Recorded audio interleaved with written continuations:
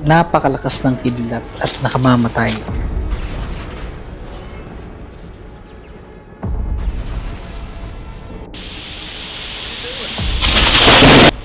May lakas itong aabot ng 1 billion voltage at tumatravel ng 200,000 miles per hour.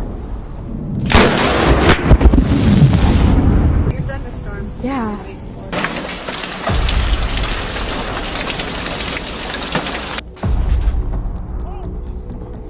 Sa katunayan, ayon sa datos, may 2,000 tao ang namamatay taon-taon dahil sa pagtama ng kidlat. Ngunit paano nga ba nabubuo ang kidlat? Ang mga ulap na nakikita natin ay may maliliit na particles na nagbabanggaan sa isa't isa. Ang ilan sa mga particles na ito ay may positive charge at ang ilan naman ay may mga negative charges. Gaya sa mga magnet, opposite attract. Ang positive charge dumidikit sa negative charge. Ngunit kapag umuulan o bumabagyo, naghihiwalay sila. Napupunta sa taas ng ulap ang positive charge at sa baba ng ulap naman ang negative charges. Ngunit naghahanap pa din ito ng madidikitan na positive charge sa lupa, na kapag nagdikit na ang dalawa ay nagre-resulta ng malakas na kulog at kidlat. Narito ang ilan sa mga bidyong aktwal na nakuna ng pagtama ng kidlat.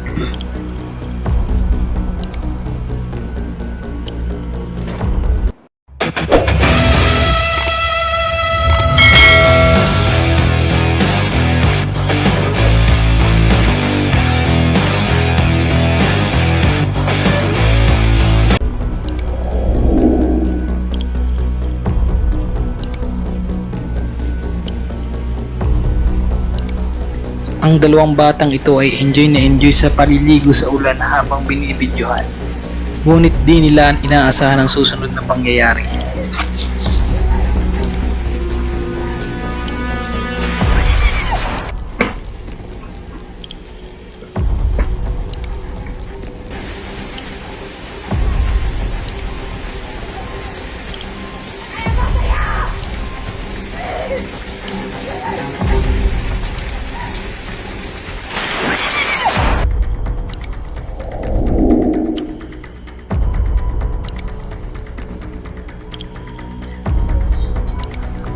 Ang babaeng ito ay kalalabas pa lang ng bahay, ngunit malakas na kidlat ang sumalubong sa kanya.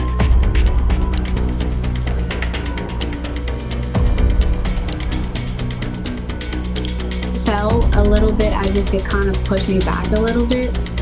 Pagmasdan ang mga nadurog na debris na muntik nang tumama sa kanya. Right after it happened, I was kind of shaking a little bit. It was scary.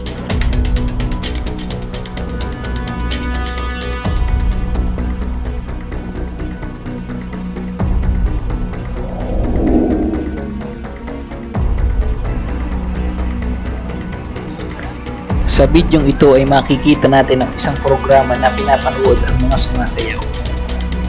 Isang malakas na kidlat ang tumama di kaluyuan sa kanila.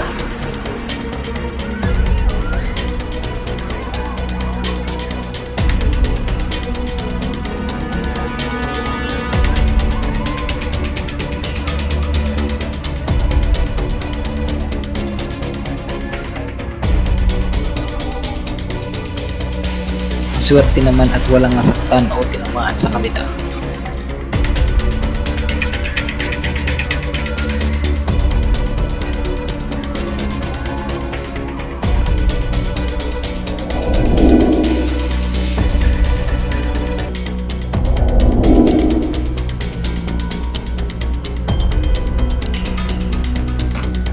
Ang pinakahuli nating video ay kuha sa loob ng isang farm habang pinapakain ng caretaker ang baka.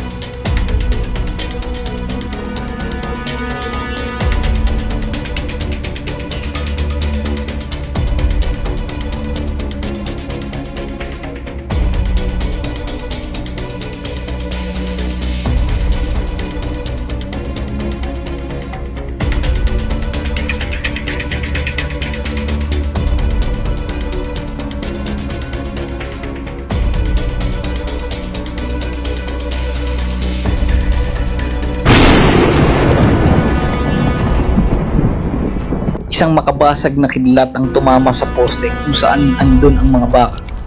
Pansin natin na halos nagtumbahan ang mga baka dahil siguro sa pagtama ng kidlat sa bakal kung saan andun ang mga baka kaya naging sanhi ito ng kanilang pagkamatay.